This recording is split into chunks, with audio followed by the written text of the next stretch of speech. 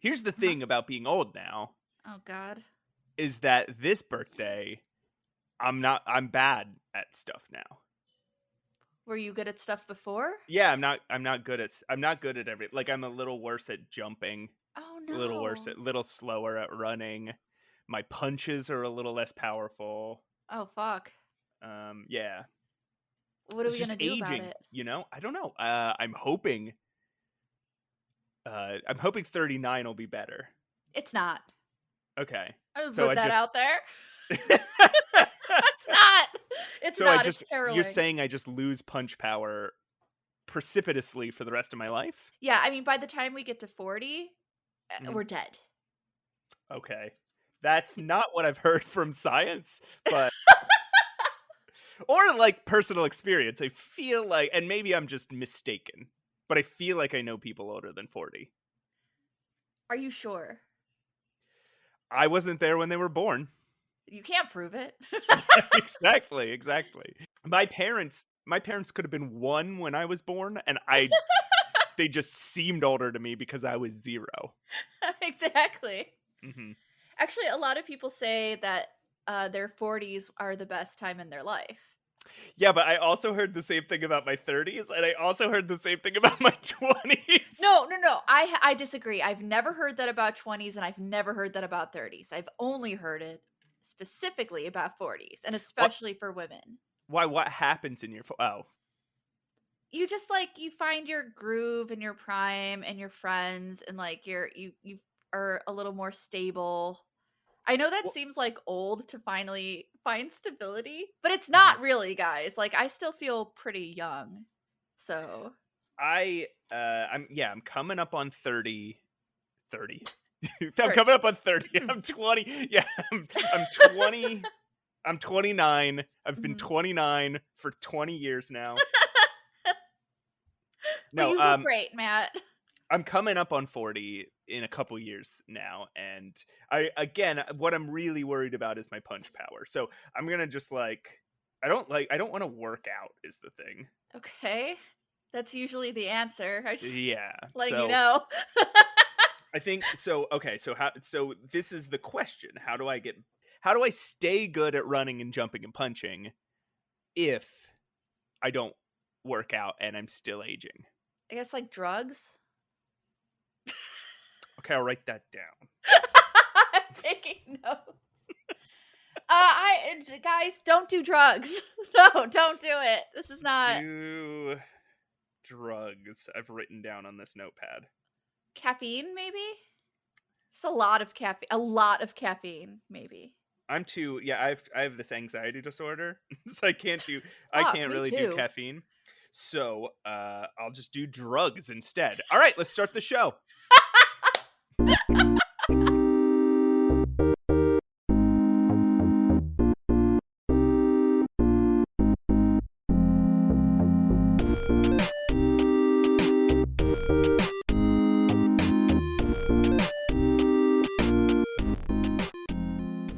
Hey everyone, Pushing Up Roses here. Welcome back to Save Your Game. With me is the slightly older, but still amazing Matt Ocamp. Hi, Matt. Hey, how's it going, Roses? How do you feel now that I'm older? Uh, Like how does your life feel now that you're living in a world where I'm 1 year older? so much better, honestly. It's good to know that we're both old together. So I'm feeling pretty good about you being old. So you just woke up and the sun was shining and the birds were singing and you're like, Matt must be old now. Yeah, Matt's old. I feel better about my life. Unfortunately, it didn't seem to help that you getting older didn't help that I was insanely sick this week. If you guys have been following my tweets, a horrific experience in the ER. Never again will I go to the hospital that I went to because there were 13 people ahead of me, Mm-hmm. no rooms available, and one doctor. Huh. Wait, this is a Chicago hospital, It is, yep. a Chicago ER with one doctor? Yeah, at night. Yeah, they said specifically at night because I went at night and I felt like I had to because none of the urgent cares were open. Right. So this I felt like this was my only choice, but because I wasn't immediately dying, even though I was like sobbing in pain, everyone's like looking at me. I'm like, I'm sorry, it just hurts. They could do nothing for me. Nothing. Nothing. Hmm. Yeah, And it would have been like another 12 hours. So instead of wait there all night, I ended up going home and then going to urgent care the next morning because that right. saved me time. I can't believe that that was the answer that like Yeah. saved me time, you know? I would expect that a city hospital would have at least a doctor and a half on duty at A night. doctor and a half. No, I think from what I surmised from talking to the nurse, like the head nurse, is at night they're severely understaffed. Okay. I don't know why.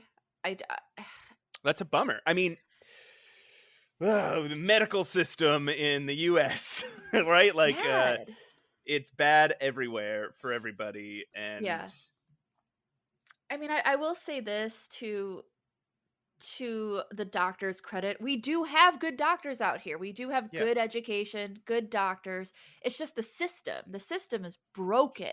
People are not getting the care that they deserve and need, you know? Well, it's absolutely insane to do medicine for profit. Like it's so Yeah, like that's I the know. craziest thing about the US Medicare system or just the entire medical system, I mean, Yeah. is it's for profit.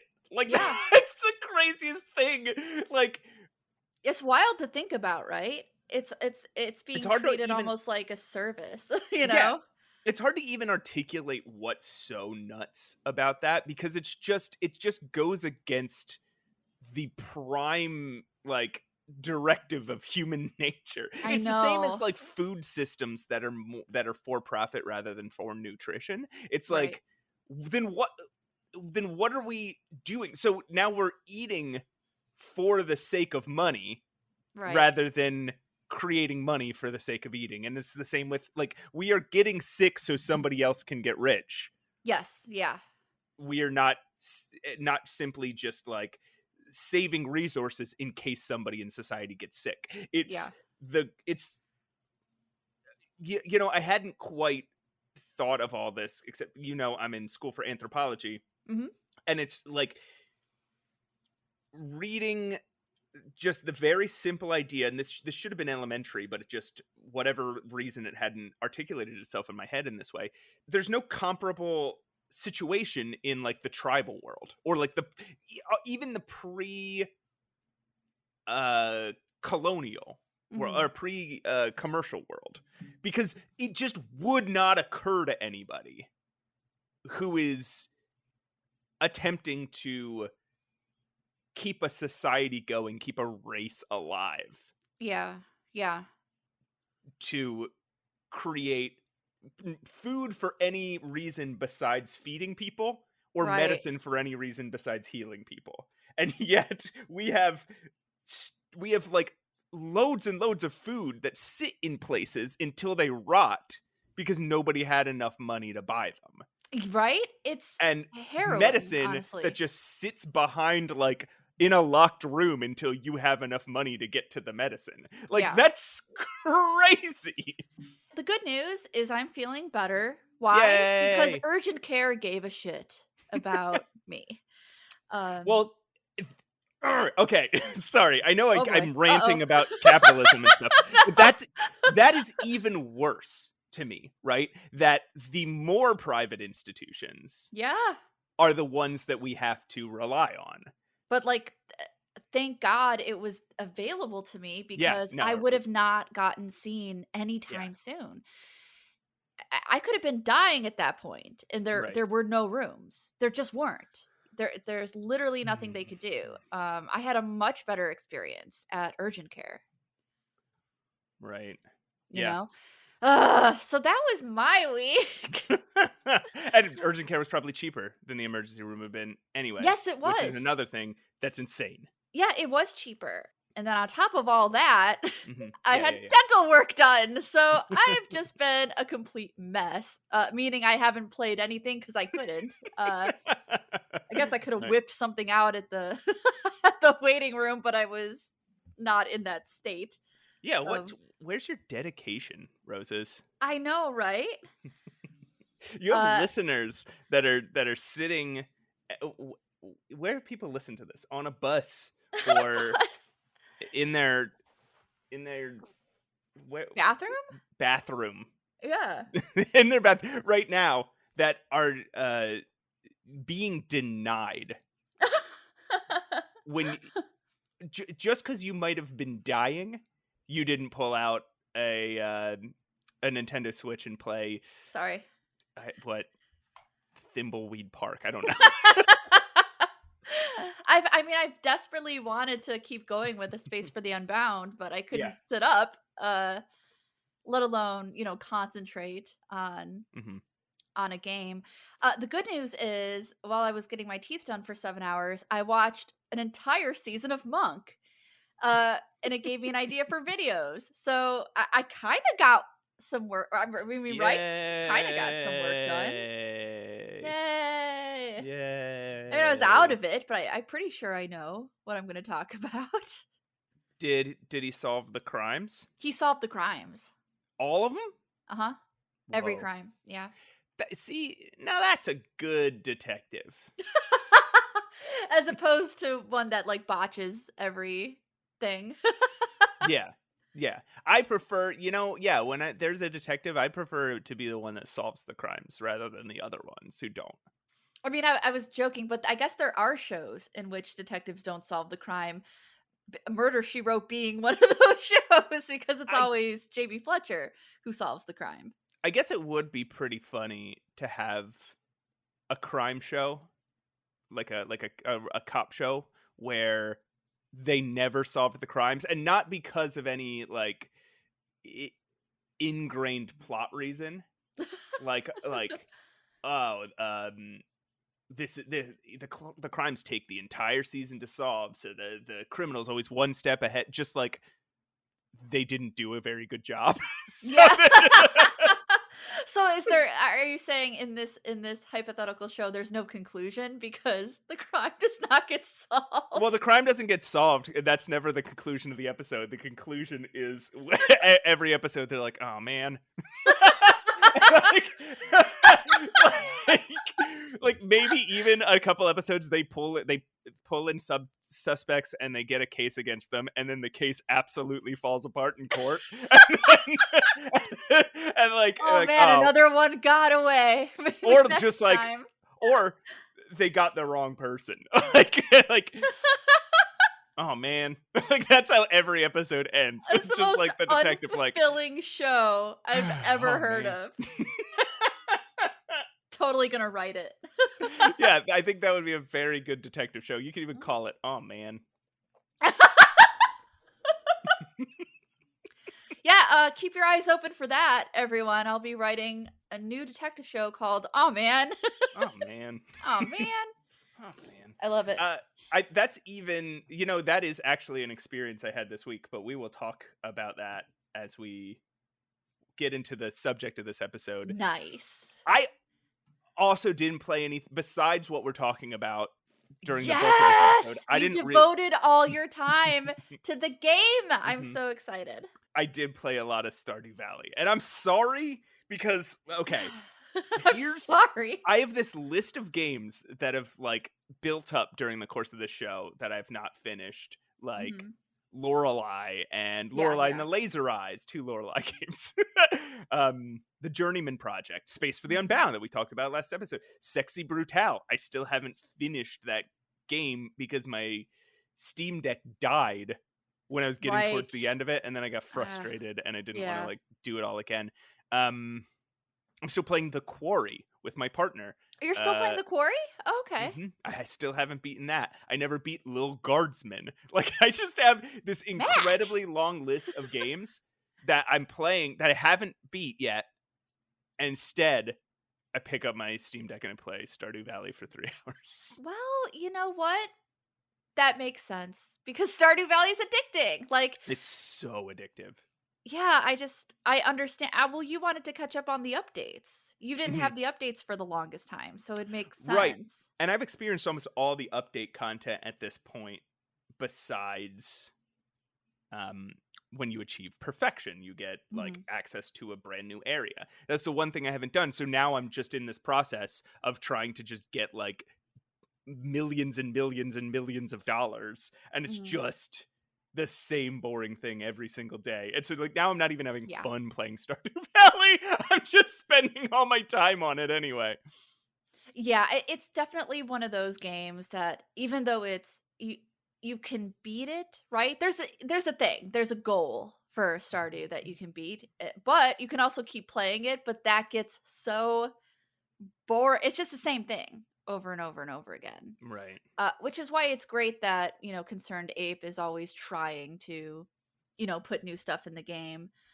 Uh, I wonder if I wonder if there's even more that he's gonna work on. When does it stop? When I is the yeah. stopping point for this game? I wonder. I know he started working on that other game, the Haunted Chocolatier, which I'm really excited for. The screenshots for it look really good. It Yeah, looks kind of Stardew-esque, but with some more like fantasy flavor.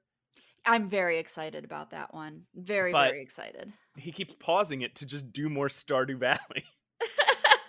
I kind of understand. It's like he's probably putting in all these hours in Haunted Chocolatier and wants to take a break to maybe do another passion project. Right. Like I'll stop paintings mid painting and do another painting. You know what I mean? So I Yeah, I, I understand. I do that with writing too. Yeah, no, I understand it. It's just, man, I want to play Haunted Chocolatier. I do too. I'm so excited for it.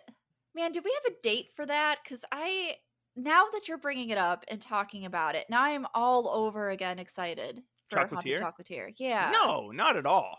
Damn it! There's not even the hope of a date. No, really? There's not even the hope? No, his last progress update was at the end of 2021. God damn it, I want it so badly. You don't understand. This is a game for me. Okay, so you've been playing Stardew.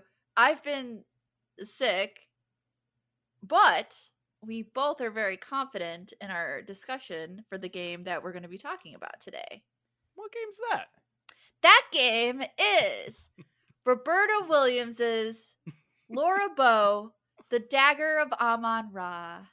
Yes. Not developed by Roberta Williams, but Roberta Williams's Laura Bow. You'll have to tell me about. I don't know much about the development of it, but I'm Sure. sure you do. So, I'm excited to talk about this. Shall we? Plankaraxistino. I don't even Yes, know what let's do that. it. I don't even fucking know what that one was. I dude. had to register it for a couple seconds. I don't I'm even like, know what that "Eh." one. That one was like maybe. That was the wildest one I've done. I mean, you're old now. It takes a little bit, a little bit more to be clever. to be I gotta clever, yeah. I gotta do my Sudokus and just to keep my brain sharp. Get that crossword puzzle in. Got to do the crossword puzzles to stave off the the Joe Biden of it all.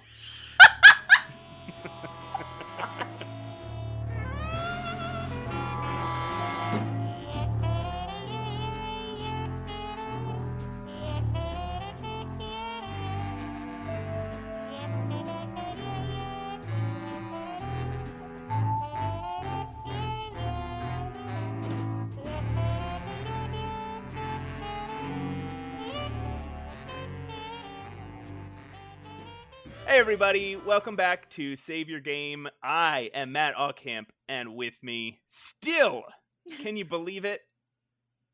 It's the well once again. She's now back to her prime health.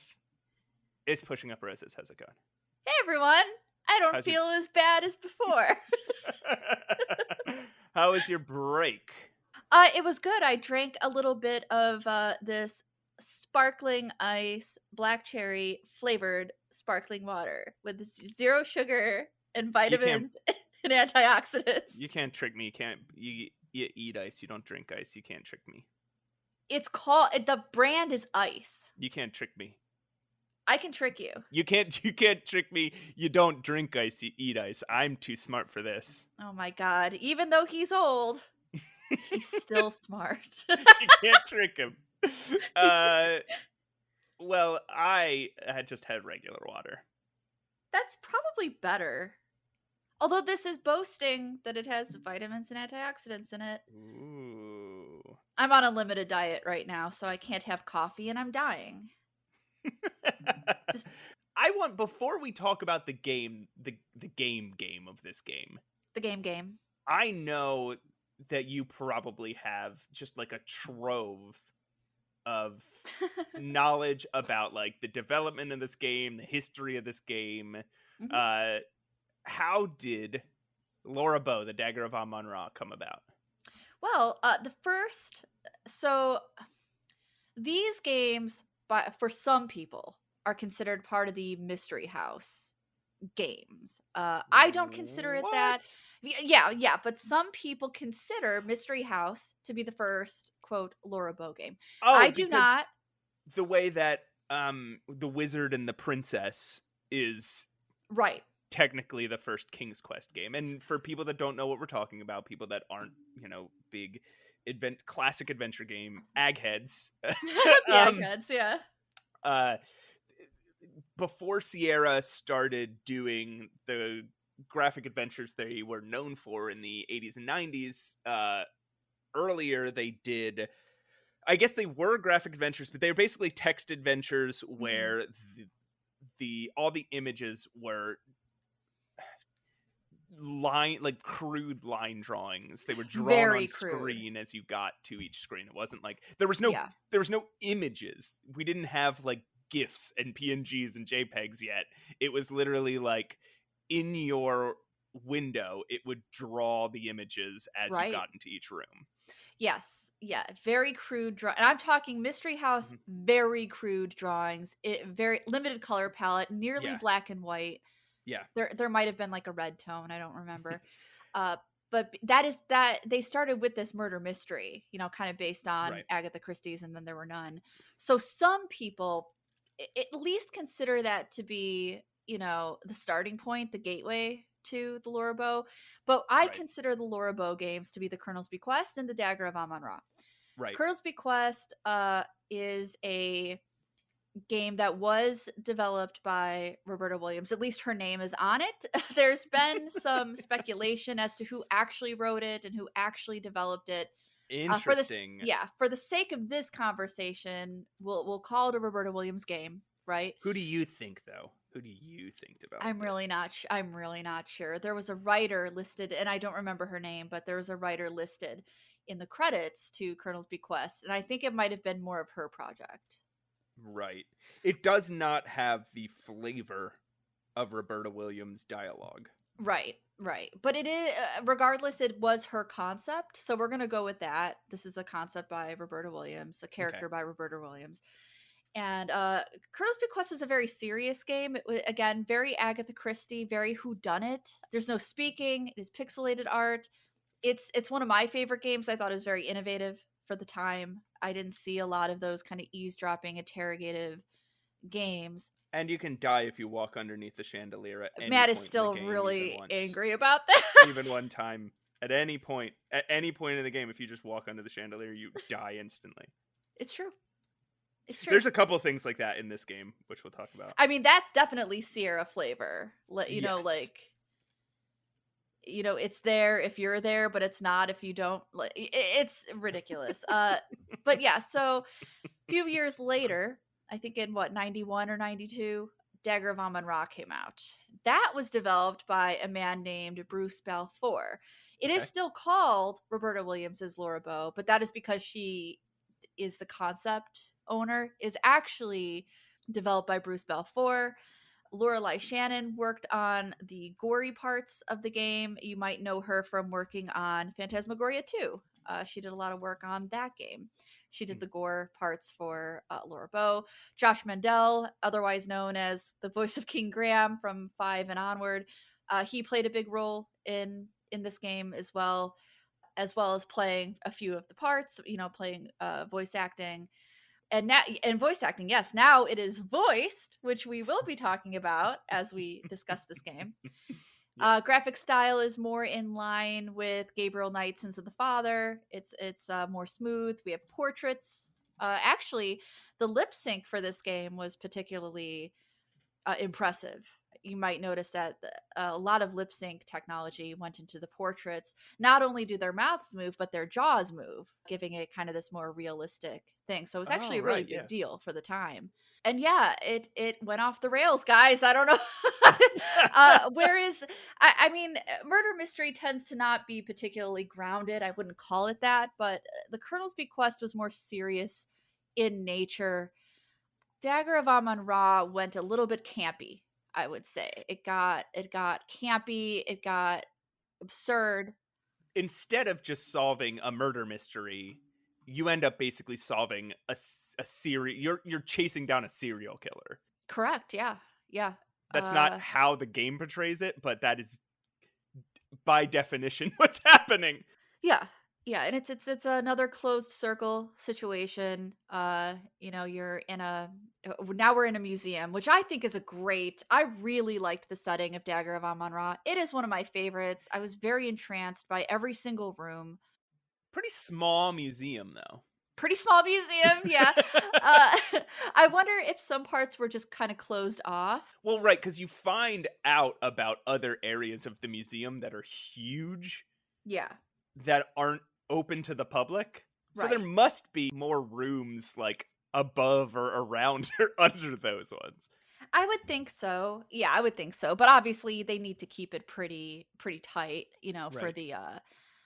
for the sake of backtracking, right? You don't want a situation like one of the Siberia games where you have this giant world and you only use every fifth to 10th screen. Right, right. I think they utilized every screen with great detail in Dagger of Amon Ra. So I discovered this game actually on the King's Quest collection that was released in the 90s. I had no idea what it was. I bought it because I wanted the King's Quest games, and these were games. Colonel's Bequest and Dagger came with it as a bonus. And I have this distinct memory of playing the first chapter as a kid and thinking, this is great. What a great adventure game. I'm having so much fun. Right. And then, as it turns out, very gory murders. Being chased by a steer. I was scared. As soon Right. as I found the first murder, I was terrified, and I didn't play it again for a while. On top of being a difficult game, Right. for a kid as well. So I didn't play it again for a very long time. But that first chapter would lead you to believe that this is kind of a comedic game that maybe young people could play. I'm not saying they can't play it. I'm not sure I would, just because it gets very adult It is in different weird. ways. Yeah, in a lot of ways. It is weird. It is confusing what sort of audience they were going for Yes, I here. agree. It because like you're saying, it's too silly to take it seriously or to take it as an adult mystery, but it is way too adult for kids. Yes, yes. This is Like in there's a lot of there's just there's as many sexual references in this game as there is in like a Leisure Suit Larry game. yeah. There's a particularly sexual character in the game. Everyone's boning for some reason. There's several particularly sexual and we'll talk about it as we go through the game, but there's a lot of very horny people. But that all being said, I have such a soft spot for this game. I really love this game, and I think it all just comes down to mechanics and weird characters that you just kind of tend to fall in love with. Again, it's got that very and then there were none aspect where you can't save anybody. There are going to be murders throughout the night, and they're going to be weird, my friends. They're not particularly grounded, I will say that. No. Why don't we start at the beginning here? Why don't we walk through the game? So Sure. Well, the first thing I guess you see is just some guy getting strangled and stuffed into a trunk. Yeah, there's a little bit. There's a little bit of a I guess a Prologue. prologue. Yeah. Yeah. And it's really funny is those jarring Sierra sound effects. So like there's just this like there's this kind of tense music, and then all of a sudden the strangling happens and it's like it's like so jarring, and you're like, what the hell? It's pretty bad. And then you see a couple people disembarking from a boat in a harbor in New York, and they're unloading basically the trunk that you just saw a man get stuffed into. Mhm. Let's see. This is where you meet some of the major characters here. Like, Yeah. Honestly, it's a good way to introduce these characters immediately. It seems like the game gave them motivation almost immediately. right. So this is where you meet Steve Dorian, who's the stevedore. Get it? Steve. And he's just a big dumb hunk. Is his thing, and so he's just helping carry a big trunk, and he's like, "Oh, this is pretty heavy," and the other guy's like, I don't even know what he says. Probably like, "That's what I pay you for," or something Yeah, like that. something like that. Steve Dorian, voiced by our friend Josh Mandel, with a very heavy filter. Right, Very you can insane tell. filter. You can tell there's a filter on it because it does that like bit of artifacting. And it's like, oh, my voice isn't supposed to be this deep. But I love Steve Dorian. I just Yeah. he's great. The next person you meet is Dr. Carrington. You're gonna have to help me with these names. I know Sure. you know the full names. Dr. Archibald Carrington the third. And he is the director of the museum. And something seems off about him. Like nobody else knew he was on board the ship. Yeah, yeah. And he doesn't recognize this other dude who works for the museum, Pippin Carter. Yeah. Who is just like a big asshole.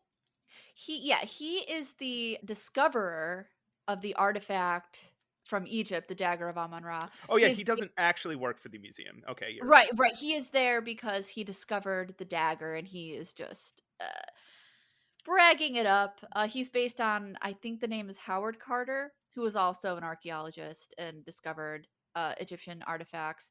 And Pippin in this game is under fire because obviously he's an Englishman. He's very stuffy. He's very egotistical. Mm-hmm. And there are a few Egyptian. What would you call them? Archaeologists as well, or historians, maybe? Yeah, I mean, I think. Well, so the first guy we meet is Dr. Tut Smith. Yeah, Dr. Tut. His name is an Egyptian name. I'm not sure how to pronounce it, but they call him Dr. Tut Smith. Yeah, because that is about like the way this game treats race, right? Like there's an Egyptian guy, he's King Tut. Right. And this will happen over and over and over throughout the game. I just to warn you, listeners. Yeah. It is not malicious, but it is very tone deaf. And it is a white man doing just not even an Egyptian accent, just standard Middle Eastern trope accent. Yeah. Yeah. Not very well either. So he works for the museum, the archaeology museum in Egypt. Mm-hmm. And he's like, "Hey, this is ours. Yeah, this is wrong. You can't just take this. This belongs to us." And the other guy's like, "Take what I want, you." Some insult. Probably says, yeah. "Oh," calls him a fat savage. Whoa. Okay, I don't remember that. Well, that's mean. I wrote it down.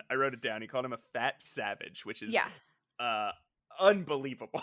Yes. I mean, they're definitely driving in that the English archaeologist is the bad guy here, which is good. Yes. The good guys are, and the more rational guys are the Egyptians who want their dagger back.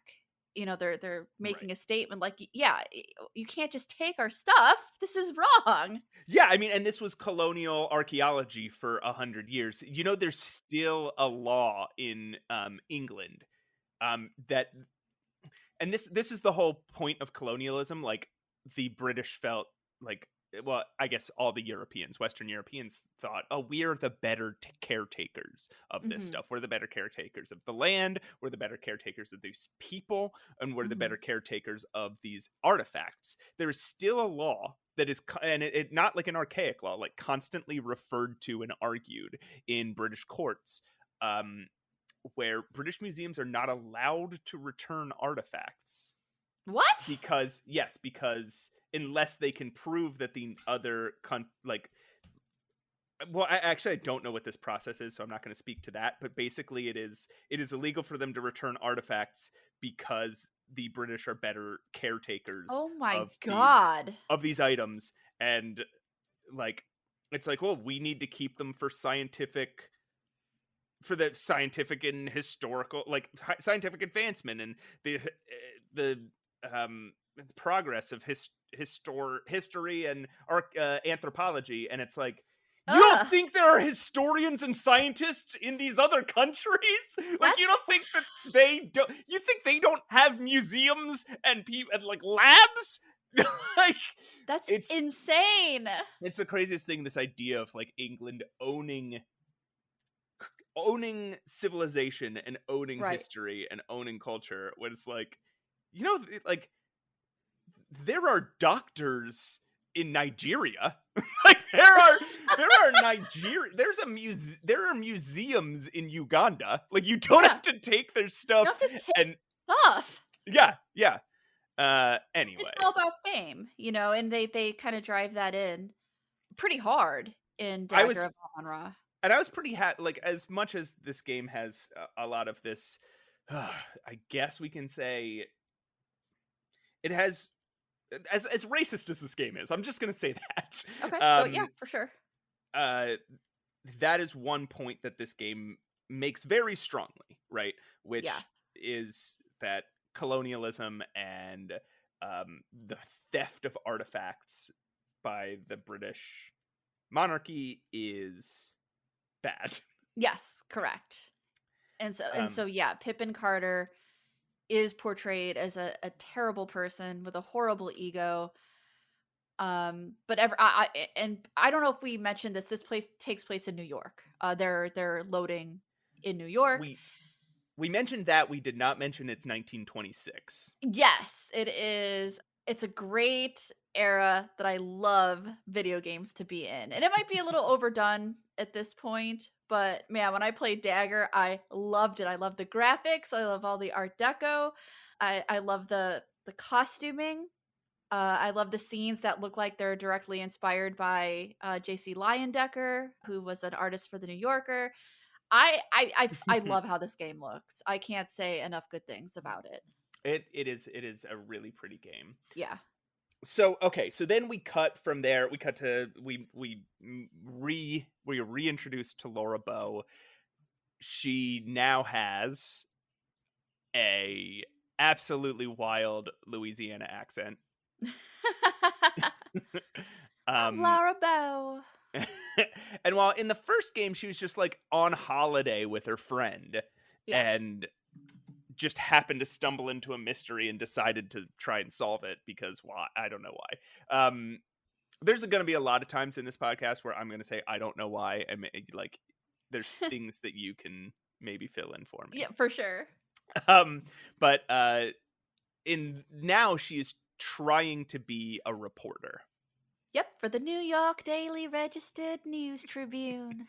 And they're like, "Oh, we don't let women do this stuff," and she's like, "Oh, well, just give me a shot, and Yep. we'll if I do bad, you can fire me or whatever," she says. And so they decide to disguise her as what's happened is the dagger has gone missing. There's been a burglary. Yep. There's been a thievery at foot. And they're going to disguise her as a culture reporter and send her to like the opening gala Yeah. Yeah, of like of the Egyptian wing of the museum or something. Yep. And while she's there, she's supposed to start investigating the burglary. Yeah. Do reporter stuff, talk to people, interrogate, interview. And a lot of eavesdropping. A lot. That's most of the game. So That's most of chapter 2. Yep. That's all of chapter 2, I would say. before that, before you get to go to the gala, you have to do like point and click stuff, right? Yeah. Like you're going around gathering information about what's happening, but not even really. Like most of that information very little of the information you get before you go to the gala really plays into anything that happens later. But it is important that you open up stuff in your notebook. It is important that you get you certain get names to ask Yep. people about. Yeah. Mhm. Mhm. But mostly you're just kind of wandering around town trying to get a dress. Yep. Well, see, you were mugged when you got to New York. Yeah. Oh, and a woman on the train is like, it's the New York experience getting mugged. And then Yeah. she gets off the train and gets her luggage stolen and then mugged for all her money. Yep. So Who we have steals no her? money and we I have like no looked away clothes. for a second. Do we see who steals her suitcase? It's just some dude.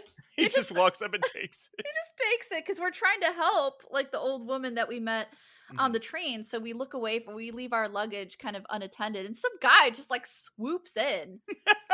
I thought it would be very funny if she took it. And that would be a very Sierra-like That'd joke. be funny. Yeah, that would But be funny. yeah, I guess it was just some guy. I like Yeah. looked away and looked back and was like, "Oh man, I Yeah. probably missed something cool." And I don't want to sit through that whole intro cutscene just to see who took her luggage. I love that first chapter. I played that first chapter a lot as a kid. Because I love the settings. I love the New York settings. I love getting around via taxi. There's just a lot to love about Yeah, so how the settings were done and the characters. the way this game works is every time you talk to somebody, you can ask them about anything in your notebook, and it's a little clumsy. You have to select the thing from your Mhm. notebook and then exit your notebook, and then she'll ask about it. Yeah, you'll get Um, used to it, to be honest. Like, it becomes to me, it's just second nature now. though, if you're trying to play the game fast, your hand will cramp up from all the clicking. That's true. It's a lot. Yeah, It's kind of a true mystery game in that it is very reliant on interrogation. That is a main part of this game. yeah, You must talk to people. You must ask them about other people. correct. Mhm. Um, and but yeah, that beginning part also is just again a lot of point and click puzzles. Like you got to get the you got to get the newspaper to get the coupon to get the sandwich to give to the policeman to get the password to go into the club to get the It's fetch quest stuff. Mhm.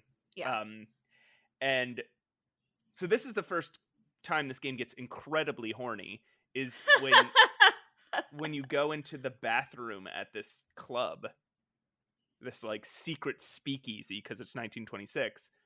There's a lady who's just viciously hitting on you. There's a flapper. Yep, she's a flapper.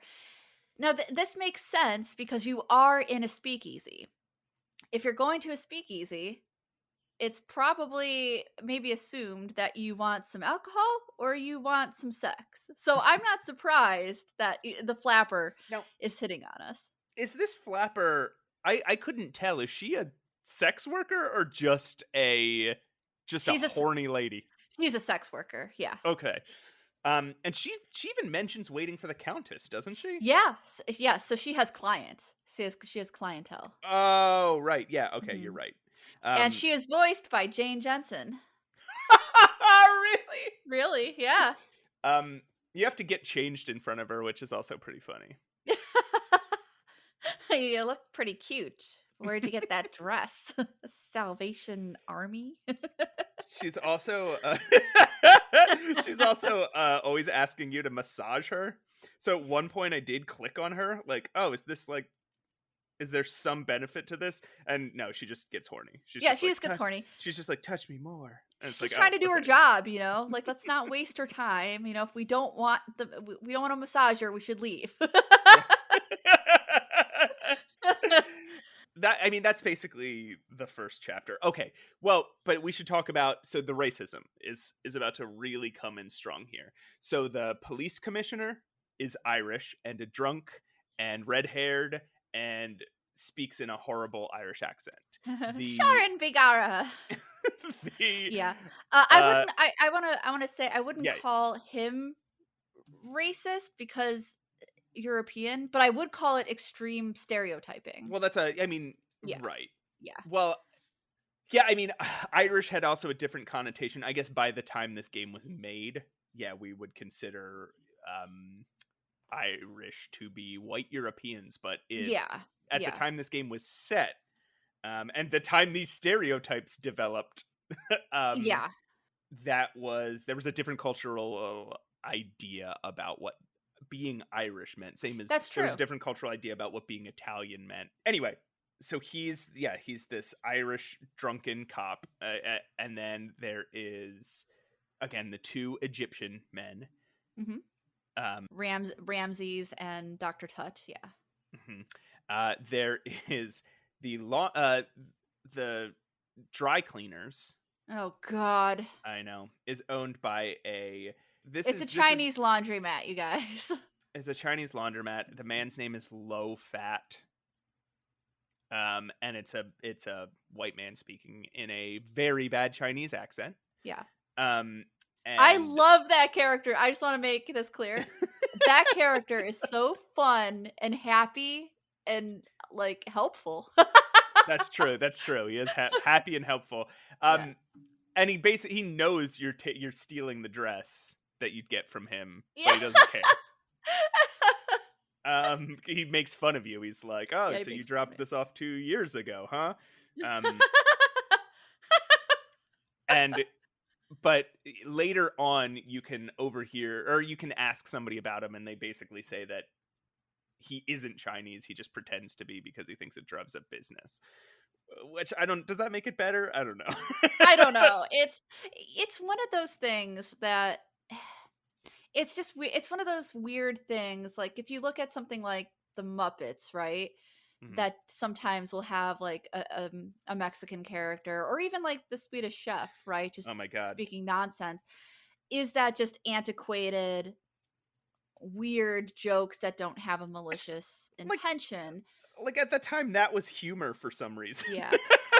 Same thing with like I will say to Dagger's credit, these characters are not meant to be looked at as lesser than.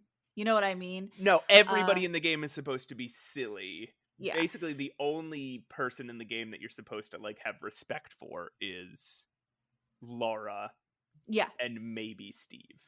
But yeah, I would say that's right. Oh well, yeah. I Even guess the like two Egyptian characters end up being good guys, yeah, they're and good guys. Even someone like Yvette, who turned out to be kind of a homewrecker, but whatever. Like that's a weird thing. It's all that's just weird. Even she was likable. You know what I mean? Like right. for developing a character like a Blanche Devereaux character with slutty tendencies, that can go wrong real quick. You can make them a very disliked character and bring a lot of sexism to it. Oh, I thought you were thinking of Blanche Dubois from Streetcar Named Desire, and then I got everything all confused. No, Blanche Devereaux from the Golden Girls. Okay, all right.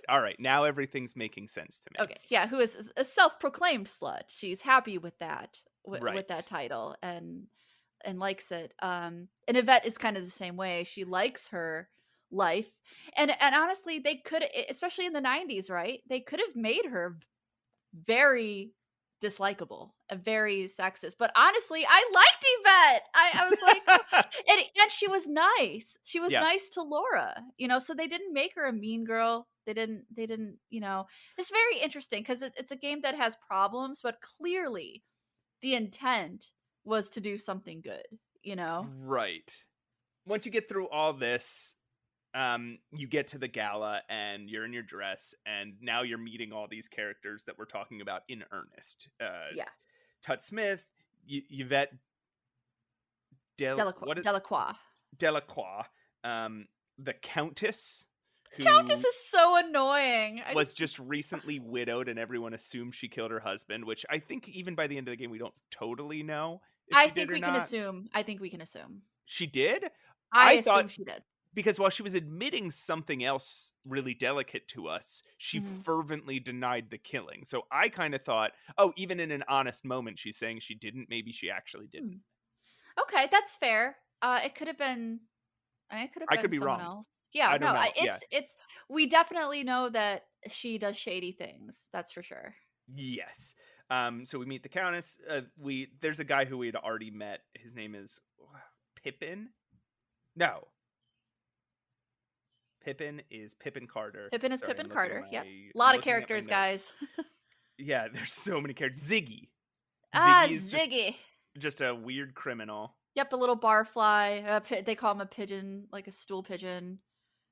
Uh, Uh yes. but Then he there like yeah. he. It's interesting because he like knows the cops and will sometimes give them like helpful information. We meet Dr. Olympia Mykos, is that how? Miklos. Miklos. She's a death obsessed. She's one of my favorites. She's a paleontologist who just also happens to be a hieroglyphics enthusiast. Hmm. Um and she's obsessed with death and bones and scars and murder, and she has absolutely no she has no situational or social awareness. Correct. Things can happen in front of her and she'll just go, oh, that's interesting, and wander away. um and then we meet Wolf Heimlich, who is the uh Nazi-esque security guard of the Yes, the museum. Yeah. museum. And he's um also a suspect because he was the one on duty for when the dagger was stolen right under his nose. So people are right. kind of wondering how that could happen, if he's involved. I mean, everyone is a suspect at this point. Everybody has motivation to steal this dagger. Yeah, so let's go through that a little bit, because basically you just wander around this gala eavesdropping on people. Hmm. What you do is you walk around behind them and then click the walk button Yeah, just you like just in the stand behind center of them. their conversation. Oh, Yeah, okay. you So just stand behind them. okay. So I would walk behind them and then I would just like click around a little bit, but I guess that was just me getting into the exact right spot. Hmm. And Lorabo will listen in on their conversations, and like, I don't know, what's some stuff we learn about here. So we Oh god. Well, we learned that Yvette has slept with everybody. That has slept with everybody. Everybody. Everybody except for Steve, who she wants to sleep with. That's true. She wants to sleep with, and it's not really. She also wants to sleep with us. It's Yeah. not a matter of her wanting to like take people away from other people. She just wants to share. You know, she just really, really likes having sex with people. Yeah. Yeah, because I um, mean, it's even implied she had sex with Olympia. yeah, yes, it is implied that, or at She did least not some have kind sex of with fooling the around. Countess, I don't think. I don't think the Countess likes Yvette because I think Yvette came on to the Countess's late husband, Sterling. But So she has had sex with Ziggy, because Ziggy's the one who tells us that he used to be a customer of hers when yes, she was, as he puts it, a streetwalker. yes, So and she now was a she's sex worker. working for Dr. Archibald Carrington.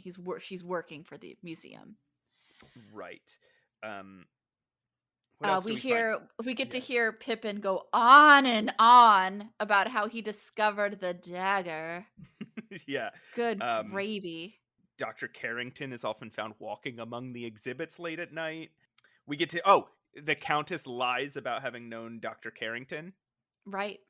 And on Who top of else? that, we meet like the new characters who just showed up at the museum. So Ramses, who wasn't I don't think was featured on the boat.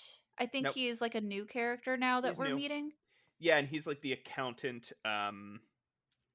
And I don't think we learned very much about him here. Not yet, not yet. But No. we do get to hear him kind of speak his piece and stuff like that. And he does not have an offensive Egyptian accent. He has an offensive speech Lisp. impediment. Yes, correct.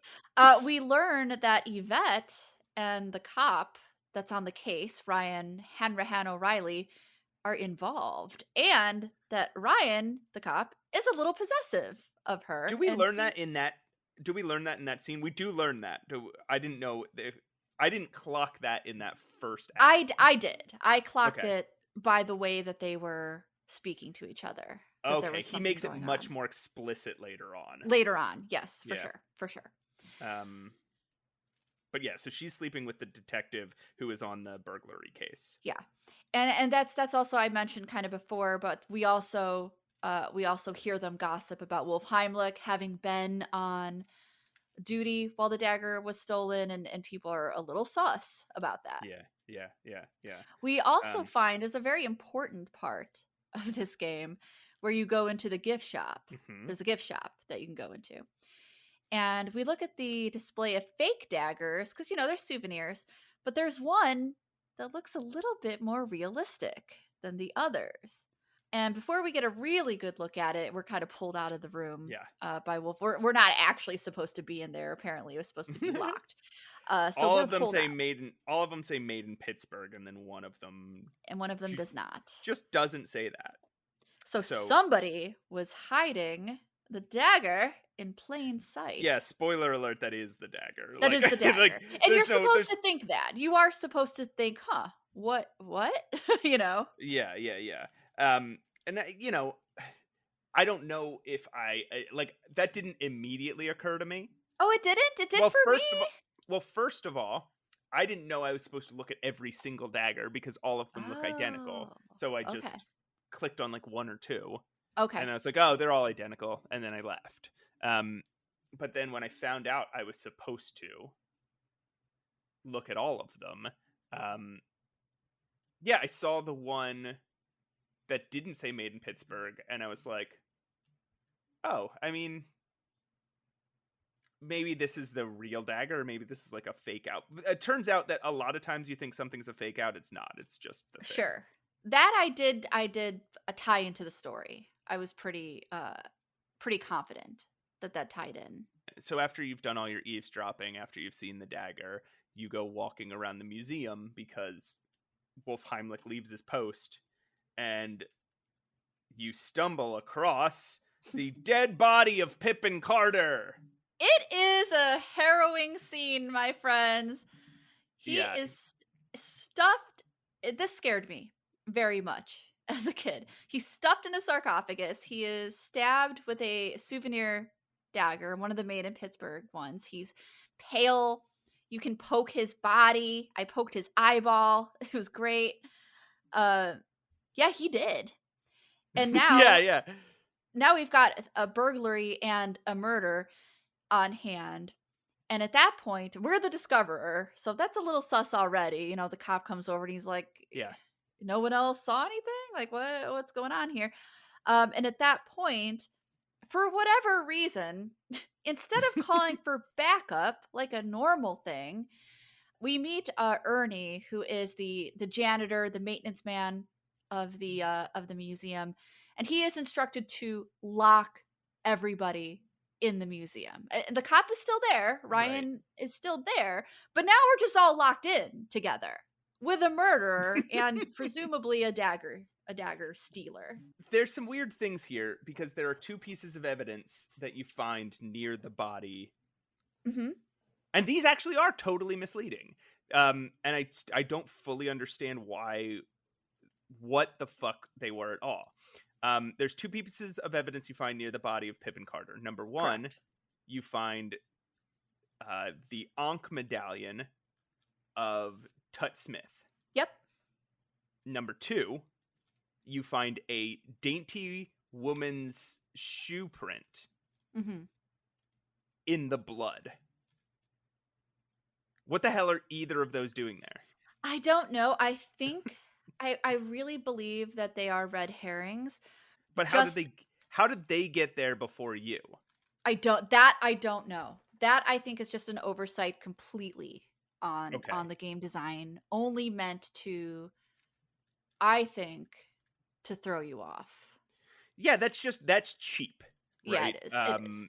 Because it's till the upsetting very because end, you think you've got some evidence and you really don't, Right. Neither of those things are evidence. Neither Yeah. of those things make sense. Nobody should have seen that body before you. Yeah. Nobody should have walked through that blood or like I'm guessing the killer dropped the Ankh there to frame You Tut d Smith, but you know like what? there's No no indication of that anywhere else. What?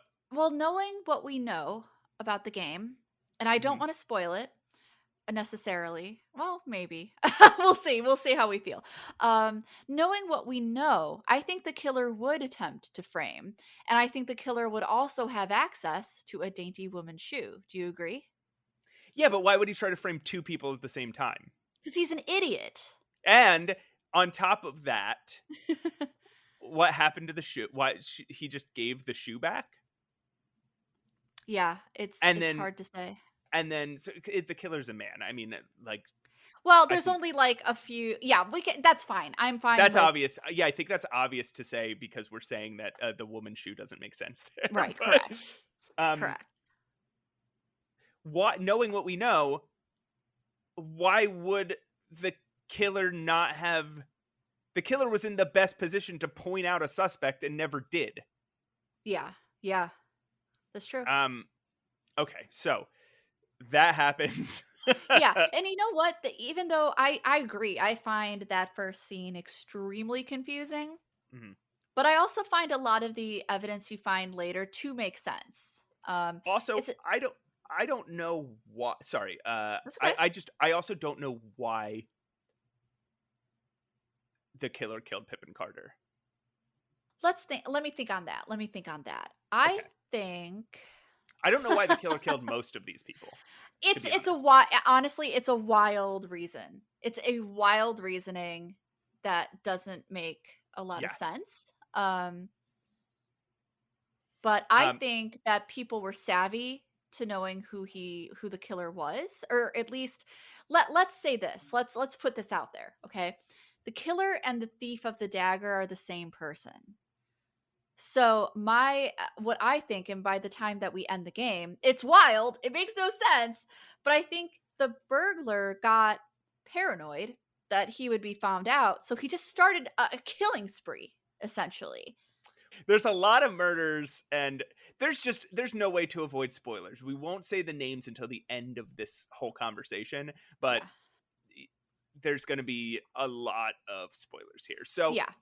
there are two murderers. That is true. There are 2 yeah, that is true. There's one I would say there's one main murderer who does the bulk of it. I don't think there is any way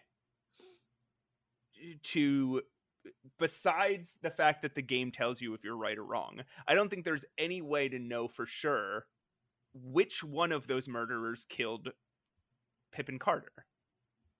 Pippin Carter specifically. Okay, that's fair. Yeah. Yeah, that's fair. I would say for the first kill, that is fair. I think we get evidence and eavesdropping and things later that help us to Hmm. determine. But yeah, you're right. I think you're right. I think that would just be process of elimination that you would have to Yeah. trial and error it. Okay, so that's Act 2. The act just ends now. Act 3, like you're saying, we're locked in the museum with all these people, and this is another series of point and click puzzles and eavesdropping. Yeah. Um, you just And have to. these chapters, these upcoming chapters, they're some of my favorites. They get so balls deep Yeah. in story and character conspiracy and like connections and scandal. It's some of my absolute favorite, and some of the things we find in the game are Mhm. great, are just terrific. It's really easy to miss a lot of this stuff, but some Yes. stuff is like harder to miss than you would think. Like some things just don't progress until you find. Well, I guess you could just walk around in circles, but You're gonna uh, stumble on something yeah, though. it would. There's some things it would be hard, very, very, very hard to miss, and I can't exactly tell what progresses time. Sometimes it just seems to be time passing. Sometimes it seems to be the things that you've discovered. It's always gonna be triggered. Time is never gonna just pass on its own. You have to Okay, trigger so it via something. you have to do everything in this time period, Correct. this hour or this sometimes half hour Correct. before you, because sometimes the trigger is nothing. It feels like nothing. Like Yeah. there's one point where all you need to know from entering a certain room at a certain time is that neither person that was supposed to be there shows up. Yep. And that makes time pass. So Correct. if you weren't going there for that reason, you would just be like, oh, time just passed for no reason there. Right. In this act, there's a lot of like point and click puzzles, right? Like you have to get a key, you have to get, and you could not do some of these things and the game would progress and you just die later. Like there's a lot of Walking Dead scenarios here. Yes. You have to get some cheese. Let's see. I'm trying to think of the point and click puzzles here. Okay. Yeah. You have to there's open quite a lot. You have to open a safe by deciphering a password. You have to get a lantern by getting a bone and then smashing some glass and then taking the lantern. Right. You have to be able to see down a passageway by turning off a light bulb, letting it cool, picking it up, and then switching light bulb. You have to. Oh, there's some of the like the carbon paper things. So like getting a piece of coal to read a notepad, to read like a note that was left on a notepad. Right. Holding stuff up to lamps. You know, a lot of it really is like classic detective. A lot of it is, and then some of it is just absolutely insane, right? Like getting the cheese. There's no reason. You have no reason to think you need cheese, but there's cheese in a mousetrap, and the mousetrap is set up to, when it goes off, set off a machine gun. To kill you. Yeah, this is in Wolf Heimlich's office where everything is a death trap. Everything. Right. I did not. I could see that coming a mile away. For sure. Absolutely. It does. To its credit, it makes it obvious. So if you want to fuck around, go ahead. But the game is like, you're maybe gonna don't. find out. Yeah. You're gonna find out. But so but there's no reason to know that you need the cheese, but because it's a point and click game, I put in the effort and got the cheese. It's an adventure game. You need it. Pick up everything. You need the cheese. If there's a thing that's hard to get, you probably need to put in the effort to get it, because you're gonna need it. Especially if it's cheese. Let's be honest here. How many times have we used cheese in an adventure game? The answer is a lot. But there's a bunch of weapons on his wall. If you touch any of them, you get zapped, but you don't die. But if you touch the sword, it falls off the wall through your entire body and you die. Yep. Just bad. Crazy stuff.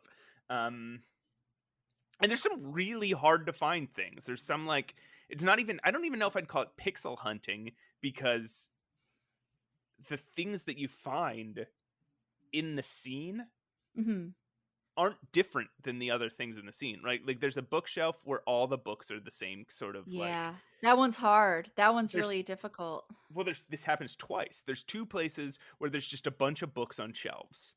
And you can look anywhere you click, you're just going to see some books. But there's one part of the bookshelf that is not visible from the background of the scene. You would have to either click everywhere or know where it is already and click. Correct. Yeah, correct. And then you see like a zoomed in thing, and there's one of the books is facing the wrong direction. And there's another place where it's even more ridiculous. There's just a red book. And all the other books are not red. And again, in the background, it doesn't look like that. Right. It only when you click on it and it zooms in. So some of those things are hard. And one of the book pixel hunting book things you don't necessarily need to find, but one you absolutely do. Right. There would be absolutely, because one of them gives you an entire layer to this game, to this mystery that you could maybe slightly guess at. Yeah. But you would have no idea unless you found this incredibly hard to find. There's no clues for it at all. There's like one clue that's not very helpful, and that is that somebody who died on a porcupine, by the way, porcupine death. We at the Pushing Up Roses channel love Spiny Norman, the porcupine, and the porcupine death. In that scene, the victim writes CP on the desk, which Oh, stands for crime and punishment. that's what I was going to ask you about. What was CP, Yes. So CP is crime and punishment. which It is one is of the books on the which is shelf. the book that you Yeah, find yeah. evidence in. Yep. Okay, yeah, let's walk through some of the people that die and some of the stuff you learn here. God. So yeah, I have like a kind of a list of things that we overhear. Like Hmm. Yvette has a secret with Olympia. Ernie is fencing for Big Al. Yes, he has got himself in a loan shark situation. We also learn that Yvette's true love is Ernie. Even That's though she yeah, is sleeping around with the cop, with everyone, right. everyone, Ramses, to just everyone. And yeah, Um, her true love is Ernie, the maintenance man of the Lion Decker Museum. Yvette also Yvette also helped both Tut and Najir into various parts of the museum. Hmm. Like after hours for something we don't know what Yeah. it is, and you learn all this stuff by putting glasses to To talking to doors, yeah. people, putting glasses to doors, finding notes in trash cans, or a really clever one, which is using the intercom system, or using the Yes. intercom system and listening in to various people in various rooms. Love doing that. When I was young, I don't think I thought to do it, Hmm. but then as I got older, I did. And this is a testament to, this is one of those games where I feel like even if I played it right now, I might learn something new about it. Right. Yeah, there's just so much to discover. There's a weird thing that happens where Ziggy's trying to scope the place out in Ernie's office, and Ernie kicks him out. I don't know what that was about. Um, O'Reilly tells Yvette if he finds her cheating on him, he'll kill her. Yeah. Oh, we learn about like Olympia and Wolf kind of O- having a little thing, a little Olympia thingy. and Wolf are having an affair. Yep. There's a weird thing in this this museum, as if this person does not like. It's as if the writer did not know what happens behind the scenes at a museum, so just like invented it. Just like was like, Yeah. I bet it's this. There's a bunch of vats of like live or not live, but like dead subjects Yeah, being preserved in like being preserved formaldehyde. in alcohol. Yeah, Yeah. like so weird. She says that there's something blocking the vent or something on vat number Yeah. 10. Yeah. Mhm. The warthog vat. Yeah, I think that's like the majority of the stuff you overhear. Yeah. At least Um the important stuff. Some things are not as important. Some things are just scandalous and yeah. and naughty. And the stuff that you stumble into and actually get to see are like you find out that, and we're going to start unraveling some of these mysteries. The Countess is involved in something kind of naughty, and she actually confesses this to you if you catch Yeah, her. we find her via notes Mhm. and people. I don't. Why is this the right time to do this? I don't know. These people are insane. Yeah, no. I'm just gonna go ahead and spoil it. So the Countess, Ziggy, and a middleman that we don't quite know a lot about. We're learning about him. They're involved in this forgery, this art forgery scheme. Ziggy is the middleman. Ziggy's the middleman. Okay. Yeah. So but there is a third person who we don't. Yes, you're right. There's a third Yeah. person who at this point we don't know anything about. Yeah. Or we don't know a lot about. We don't know a lot about what we're In kind of fact, learning. by the time we discover this, we probably just learned this man's name. I want to talk about the kills though, because that's what got this game kind of I think people are interested in it because of the kill scenes, you know. Okay, first kill. Very Well, first kill? first kill is Pippin Carter. Well, first Yes. kill is a man we don't know who gets strangled at the very beginning. Second kill, Pippin Carter. Yes. Third kill.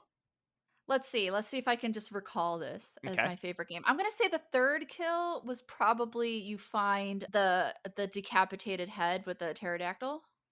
Yes, you find a body that has been stabbed with a pterodactyl, like somebody cut the wires holding up a pterodactyl and it's stabbed through this person's middle, and that person's head is missing. Yes, the person's head is it's overkill, you guys. And we're Like, just gonna say, I think we why should is the say head who these missing? people are, and if you guys don't want this spoiled, you've listened far enough in that it's time for us to start getting into spoilers. We Yeah. won't say who committed all the crimes, but we will start spoiling the bits of the story. So Ziggy, Ziggy. and you don't know it's Ziggy until you find his head stuck on a wall.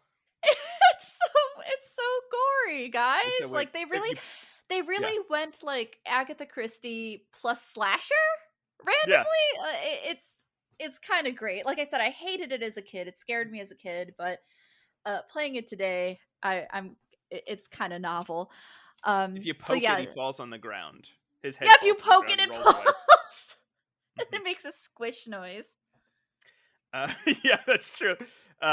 Okay, who dies next? All right, so let me think about this. So we've got Pippin, So this is Ziggy. the fourth. Yeah. I think the next kill is the porcupine death. The next kill is the porcupine death. Now, Yes! this And that is apparently this is Dr. Carrington right. in his own office. But don't know why he gets killed. right, not yet, but we do later on. I don't know why Ziggy gets killed. I think the murderer is just insane. Right, I don't know why. Wait, you think we know why? Okay, we'll talk about it when we get to the end. Okay, fifth kill. Is it gonna be Ernie? Ernie is the fifth kill. Yep. He has been drowned in a vat of alcohol. And there's warthog hairs on his. Yeah. So yeah, that's how you know. You find warthog hairs. Right. So clearly, while he was carrying out that task for Olympia, he was murdered. Yeah, somebody pushed him in. Oh, by the way, we should say that's where we find the Dagger of Amon Ra. We do. We find the real dagger in one of the vats. And I'm guessing that we have to find it before Ernie gets killed, or we can't find it. I'm not sure. I usually always find it because I do the task. Like I go to check the vat pretty immediately. Yeah, so me too. I've never not found it in my many playthroughs. Okay, so now we're at the end of Act 3. Now we're in Act 4, and it's really just more of the same, running around and trying to gather clues. Yes. So let's just keep on going with the death. Sixth death. Are you counting the skeleton we find? Oh, good point. Okay, no. Now at this point, probably is this the point we find the skeleton, or did we find it earlier? We can find it, I think, in chapter 3 or chapter 4. So okay, we find. So there was at some point in the you find a skeleton, and this is a really annoying Sierra puzzle. Go ahead. Yeah. So remember way back in the prologue that we see a trunk, a steamer trunk, and somebody's body is put in it, and it is shipped off of the boat. Well, that ends up in the museum, and we find it, and there's a skeleton in it. There's a big old skeleton, and if this is the weirdest thing, so if you open it and then look in it, you die. Yes, you get eaten alive by by bugs, and there's beetles. no indication that this could even happen. Right. There's no clue, no hint. There's nothing to warn you. It's just you open the trunk, you look in, you die. So you have to open the trunk, throw meat in it, throw a steak in it. Yeah. Annoyingly, for the rest of the game, anytime you walk into the lobby of the basement, the bugs march past with the meat, and you have to sit there and wait.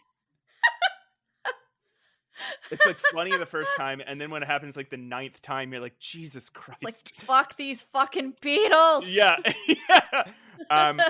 So yeah, you find a body in there. We're not going to tell you who that is until the very end. All right, so I think I want to say the next one is what's her face? The Countess. Nope. That ends the chapter. Oh, it's Yvette. Sacre bleu. I really felt like I found her later, but damn, that sucks. I was really sad at Yvette's death. I really was. Yeah, Yvette has been strangled Yeah, with and her own then pantyhose. with her own pantyhose, and then covered in Plaster. plaster. Yep. And put on display in the museum. And then our last death, poor Countess Lavinia Waldorf Carlton, who was found in Olympia's office, having been bitten by a snake, a poisonous snake. Because for some reason, Dr. Miklos has a snake in her office, a venomous Yeah. snake, and the killer let the snake out. It bit, it bit the Countess, and she died. And here's you could probably die here. I didn't die here because I had the snake oil, which in this game is a thing that repels snakes, and Yes. I had the snake catcher. Yep. But I assume you can die here. Yes, you can. Yeah, you can die there for sure. Oh, there's also, if you find a secret passage before, this is anywhere in the game, if you find a secret passage before you have a lantern, you don't get a choice about whether you go in the secret passage or not. If you That's open a correct, secret yeah. passage, Laura just walks into it and dies. Yep. Again, more It's dark. Sierra bullshit. Yeah, it's dark. You died. Yeah, when you're in the dark, you die in any Sierra game. So at this point, you're probably wondering, what's Steve Dorian's part in all this? Yeah, he's missing. So I want to mention that he stalked us to this. So we meet Oh, good Steve point. Dorian is our romantic interest. We meet him on the docks. He's smitten with us immediately. We we kind of tell him, oh, we're gonna be at the at the museum later. And he pursues us. He stalks us to the museum and gets caught up in all of this because he really wanted to see us again. He really wanted to see Laura again. And we kiss him right away. Yeah, she's into it, man. Yeah, she's she doesn't super into this guy. She doesn't take a fucking second. She's just like, he's like, I like you, and she's like, mwah. Good for her. So yeah, so she's got this love interest, and you would think that you wouldn't split up, but it's a horror game, so everyone's gonna split up, and we kind of run into Steve every now and then, but eventually we just kind of lose track of him. And where is this man? Where is Steve Dorian? Mm-hmm. And go ahead. Right, and Steve Dorian has red hair. He does, yeah. And at least, is this 2 of the bodies now? Yes. Have red hair on them when we find them. There's 2 instances of red hair. And before I found the last body, when I found Yvette's, the last time we see Steve Dorian, he is with Yvette, and we are jealous and angry. Yes. Because she's trying to fuck him, and he's trying to politely massage her. Yeah. Because her boyfriend just died. At that point, I wrote down in my notebook, oh my god, is it Steve? I know, yeah. It kind of, it leads you to believe that it could be Steve. Even though that would make no sense, right? There's no motivation there. Correct. Even a little bit. And he has no access to any of this stuff, any of these people. But also, at this point, I was assuming that there was multiple killers. Right. Which there kind of isn't. Nope, there's not. There's really not. It's really, it's the one serial killer type of a deal. Once we find the Countess, suddenly we are in another part of the museum, and we're being chased by a person in a hood with a mace. Yeah. Wherever you were, you just get transported to this other part of the museum, and yeah. And there's suspenseful music, and you're like, oh, it's a Sierra game. I should probably run. And as you're running, you see, oh yeah, there's a guy chasing me. Yep. It's a little survival horror at that point. Your goal is to get away. Is to just get away, hide somewhere from the murderer. And you don't know why. There's no like preamble to this or anything. There's just like all of a sudden. Yep. There's a guy chasing you. The chapter starts and there's a guy chasing you. And I kind of like it. Honestly, I don't know why I like it. I'm just like, oh, cool. Let's just get right into it. All right. And then it's a series of point and click puzzles that if you mess up even once, basically you die. Yeah. Basically like barricading doors and finding passages and hiding and stuff like that. And setting up false leads. Right. For the guy to chase. And then we stumble into the cult of Amon Ra. I almost forgot about that. I almost forgot. There's a moment where you're like, oh, is this the solution to the whole game? There's an Egyptian cult underneath Underneath the museum. run by Ramses, Yep. and they say, well, we're gonna sacrifice you to death. We're gonna kill you. And we're like, what? Yeah, and then unless you answer a riddle, and it's a riddle that you should have had time to prepare for because somebody earlier in the game told you about it. And again, because it's a Sierra game, or this is just adventure game stuff. Because it's an adventure game, if somebody tells you a riddle at some point, you better spend some time thinking about that riddle because it's going to come back. Yes, correct. Correct. So hopefully you've solved the riddle by the time it gets there. Should we say it or should we just let people go? Let people ruminate on it. Had you had it? Did you get it? I did get it. Yeah. Yeah. It's fun. It's kind of fun, right? Yeah, it was fun. I knew it. I had those 2 words written down from chapter 1. Yeah. And I was just like waiting for them to come into play. And then as soon as Ramses was the head of the cult, I was like, all right, gotta get my 2 words. Gotta get my 2 words ready. Yep. So that happened. And then we find another body. Oh, well, if you answer the riddles right, they just let you go. And you find another body. Yeah. In a coal chute. And it's our buddy Steve. And he's alive. Alive, yeah. He's just unconscious. But if you don't give him his shoe fast enough, he breaks his foot, and then you lose the game. I think what happens is he burns his foot. Okay. That's what I think happened, because you're in the furnace room. So I think he burns his foot. I know it's stupid. Look, I didn't write it. Look at me. But and at that point, there's actually a scenario. So if you haven't found the boot yet, the boot will be sitting there on the floor, and you can pick it up and give it to him real fast. And there's another object you need at this point to wake him up. You need to wake him up. Yeah, smelling salts, right? And man, if you don't have it, you're fucked. Right. But if you do have the boot, but you get it here, but not earlier, you're gonna survive the scene, but you're gonna lose the game. Right. Because it is an essential clue. So in the beginning of the game, when you're kind of looking around the museum, you come across, I'm just going to preempt this, you come across a talking T-Rex. He's this really big T-Rex model, and if you press a button, he talks. You know, normal museum stuff, talking T-Rex. It's very reminiscent of Sam and Max to me.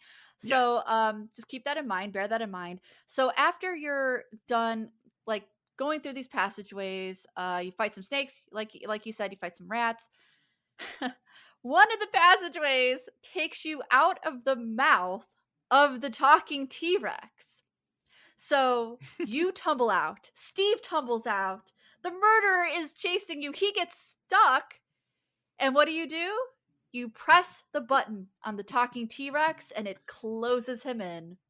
Chomps him. Chomp. And now you can see who the murderer is. Sort of, right? This is a weird thing because Laura goes to pull his mask off. Uh-huh. And then it shows you Steve and her looking shocked from inside the T-Rex's mouth. It's cool. It's a cool little scene. I guess that's them looking at his face. Yep, that's them looking at his face, being shocked. Yeah. Okay. Now, Act 6 is where you answer all the questions. So this is the big spoiler thing. If you guys want to try and solve this game on your own, it is time for you to jump forward. I don't know. Jump forward until you hear Swanky Maximino. And otherwise, we're just going to say we're just going to say everything that happens. Yeah. Okay. You ready?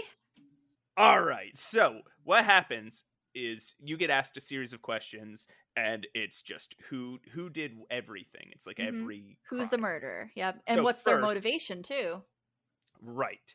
So the answer to every question is Detective Ryan.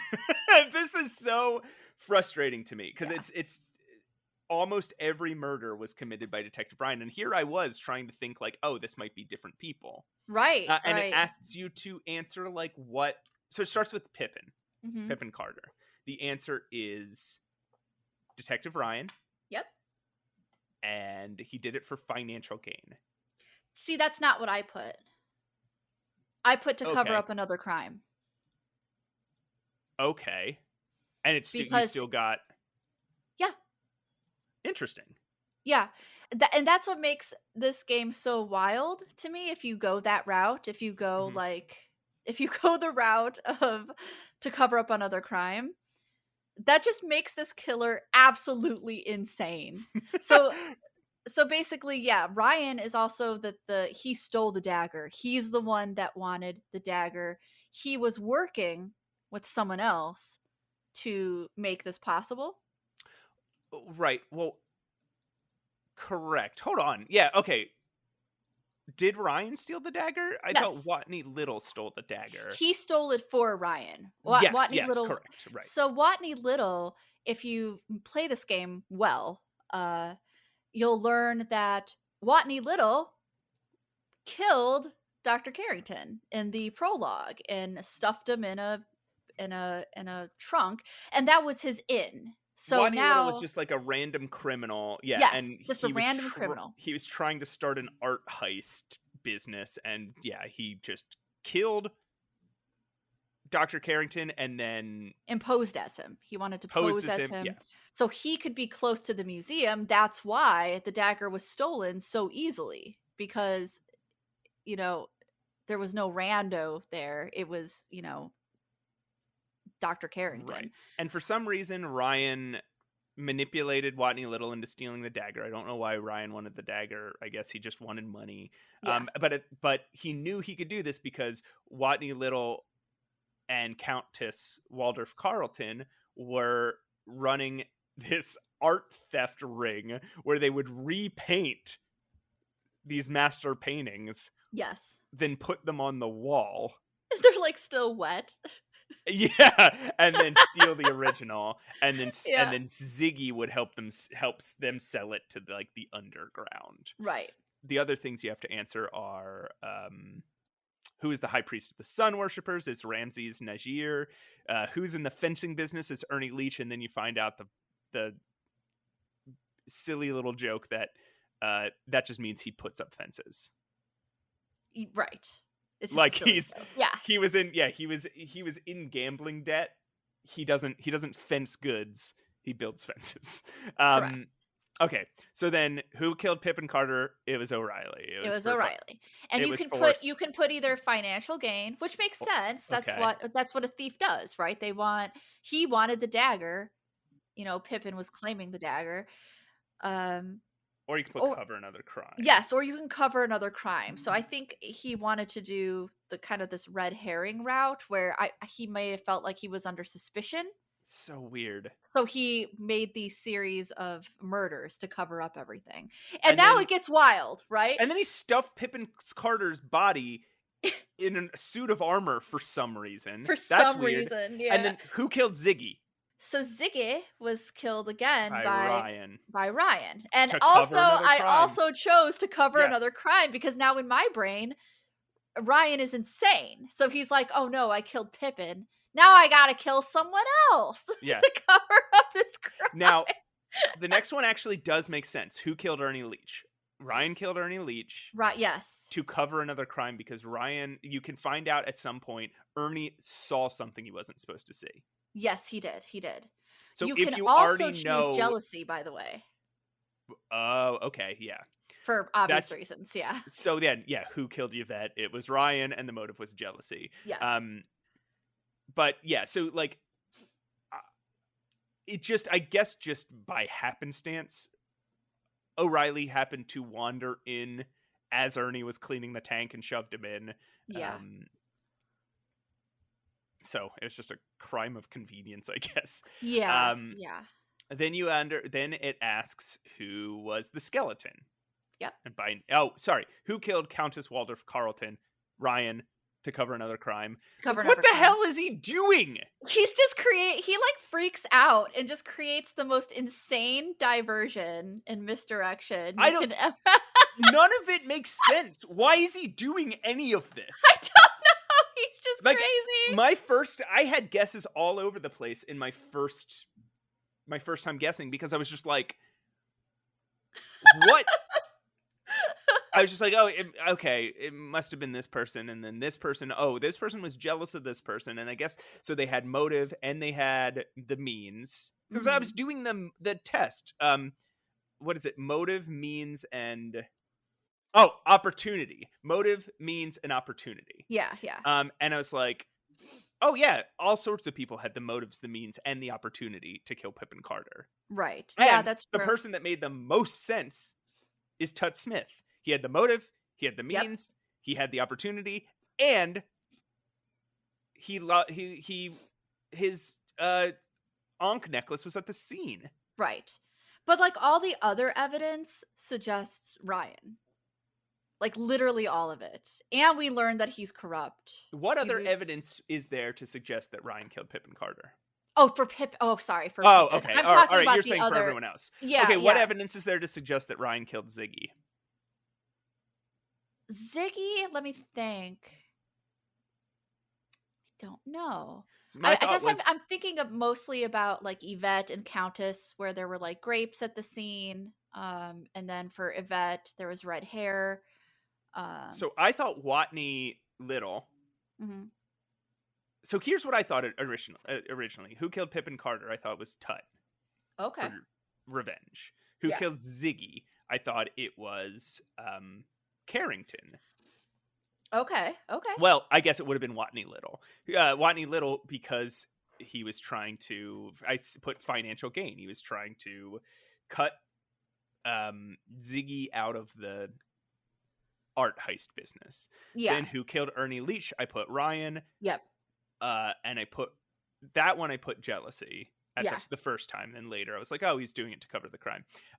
Who murdered Yvette? I put O'Reilly for jealousy. For jealousy. Yep. Who killed Countess Waldorf Carlton?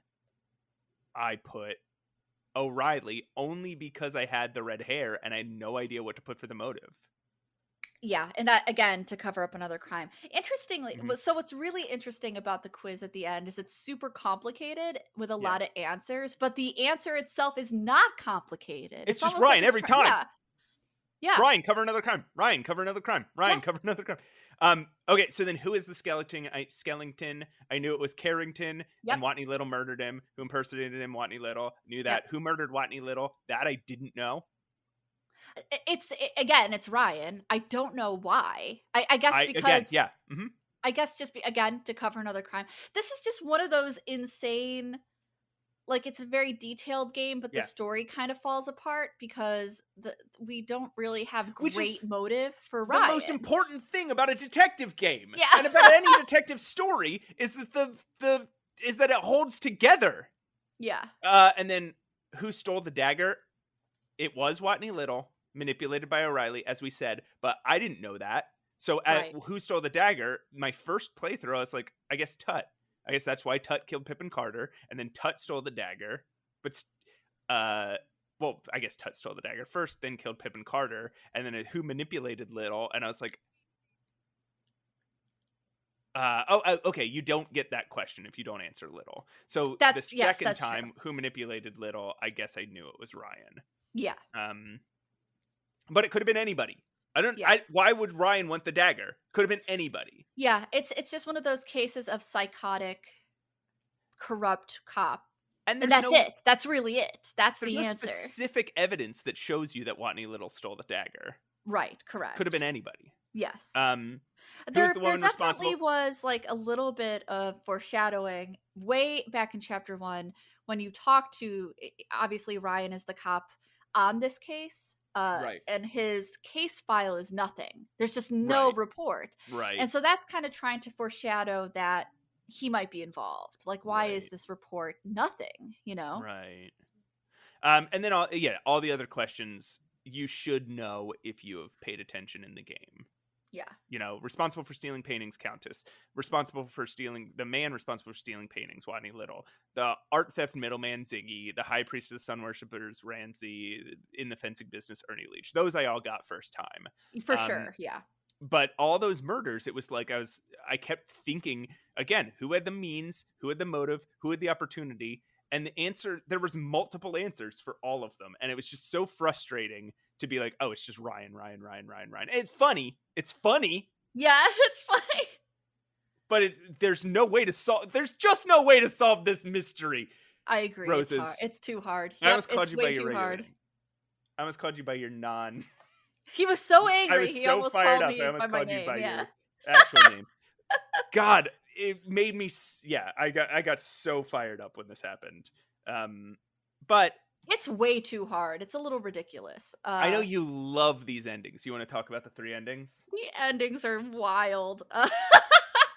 I don't know. Again, with the camp, right? So there are 3 endings, 2 of which are bad and kind of similar. So if you get everything right, and I mean everything, you are now a hero. You have solved the burglary. You have solved the murders. The dagger gets to go back to Egypt. You hook up with Steve. Everything's great. Yeah. And everybody also gets their own ending, which I think is fantastic. So Laura and most of them are dead, so they get endings about like what happened to their body. Yeah, what happened to their body? They leave Yvette in the museum. Yeah, they do. It's so fun. Obviously they went a very comical, campy route for this game. They also left Ziggy's head in the life mask room. Yeah. It's preserved in the life mask room. Yeah, it's so funny. And they talk about, you know, Dr. Tut and Ramsey, and even your boss and your coworkers, what they went on to do, what Low Fat went on to do.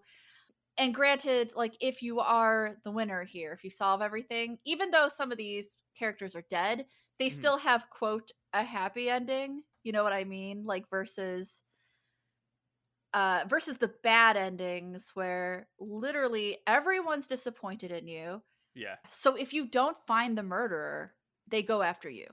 They go after you next. Even if you find the dagger and you're like, oh, she found dagger, but the burglary was solved. No. You got to find the murderer. So if you don't find the murderer, who is Ryan, he will come into your room at night and machine gun you.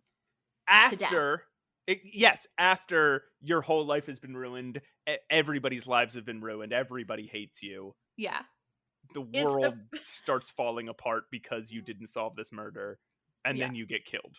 It's a pretty extreme bad ending, I would say, but it's kind of in line with the rest of the campy, kind of gory game at hand.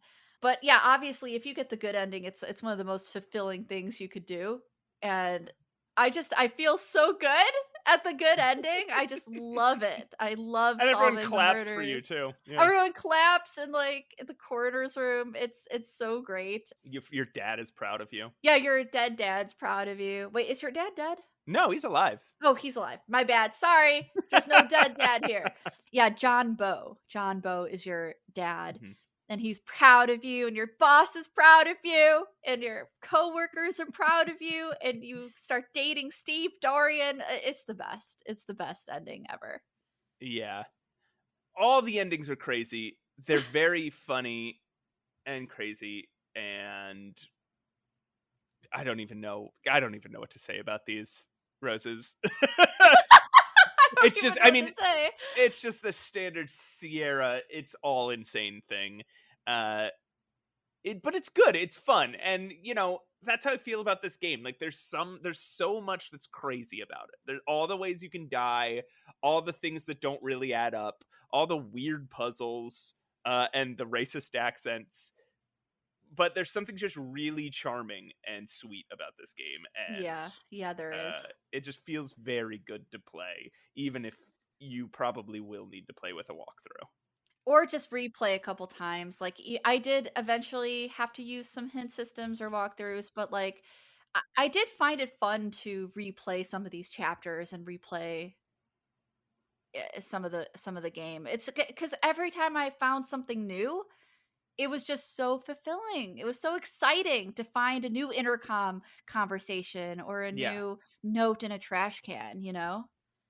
Yeah, and I guess you could, yeah, if you have a very long time to play, if there's no time limit at all and you're really enjoying it, yeah, you could just keep playing over and over, and every time you find something new, make a note of it, and then you could ostensibly do like a perfect run.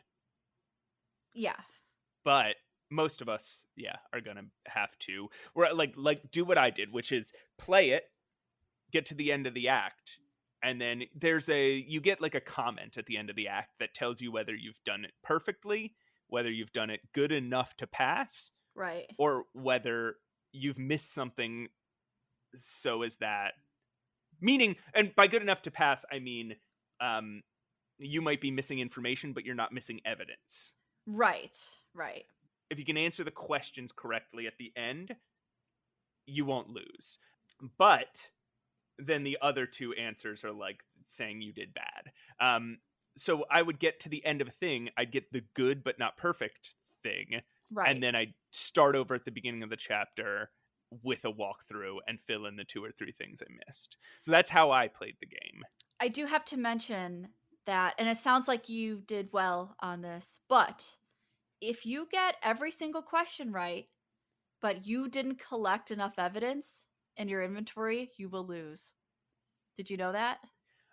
I did because you had told me that before. Yeah. So that is one of the roughest things I think about. I mean, it's realistic, right? In Yeah. terms of real life. Yeah, if you don't have evidence, what in the world?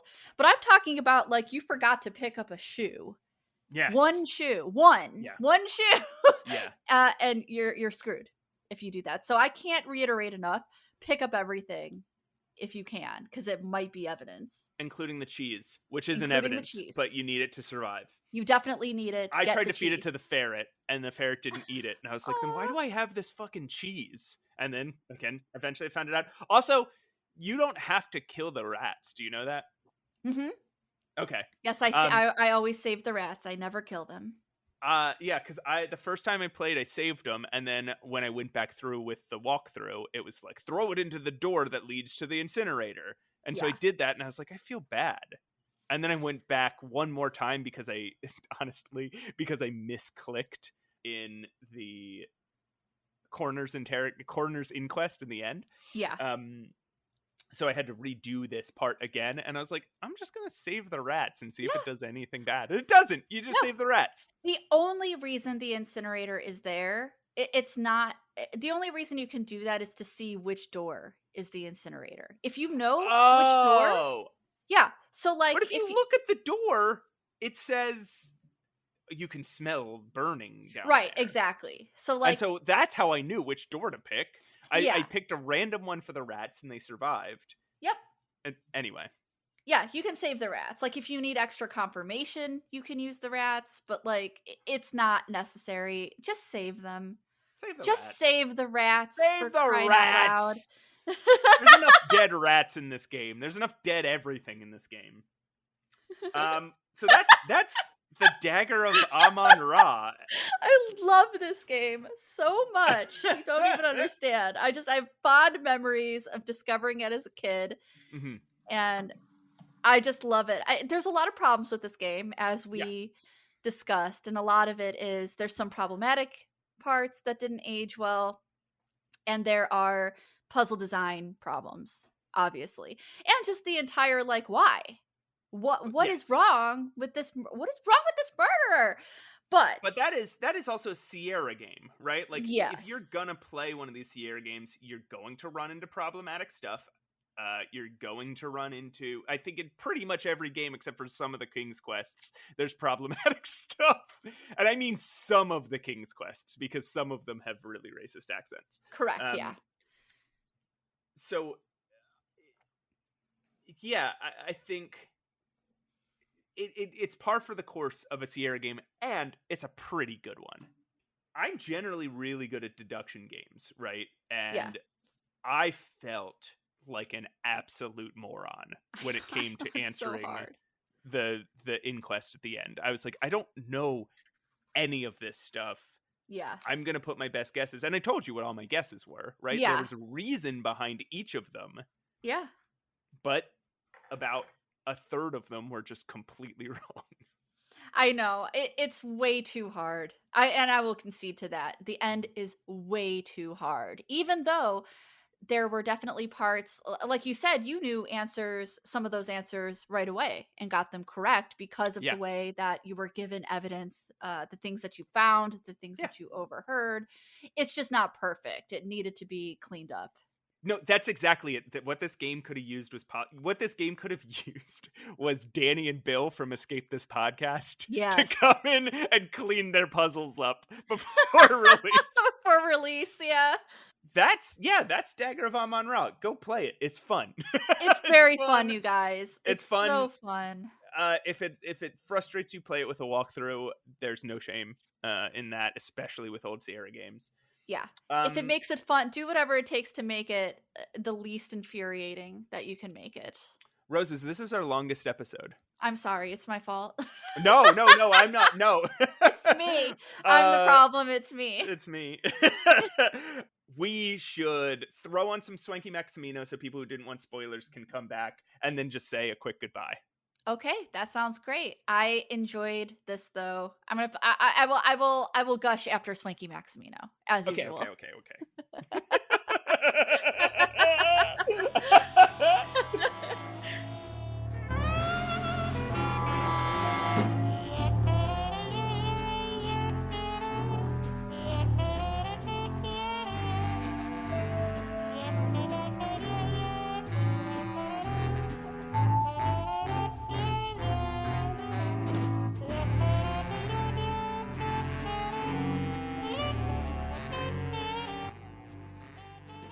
Okay, people that jumped ahead, welcome back. People that stuck with us through the whole thing, hi. You are true fans. No, I'm kidding. No. I'm kidding. But I'm glad I played that game. Thank you for making me play it, Roses. I'm glad I finally crossed it off my classic Sierra list.